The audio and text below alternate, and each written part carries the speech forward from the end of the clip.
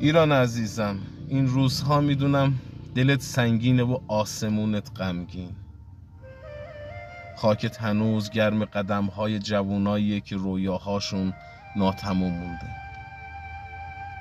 اما در میون این همه غم و غصه صدایی است که از همه عمیق‌تر میلرزه، صدای مادرانی که فرزندانشون رو بیخبر از آغوش به دست خاک سپردن. مادرانی که دلشون شکسته اما هنوز با همون قلب‌های زخمی امید رو از یاد نبردن. اشکاشون روایت درد این سرزمین، روایتی که هیچگاه از حافظه این خاک پاک نمیشه.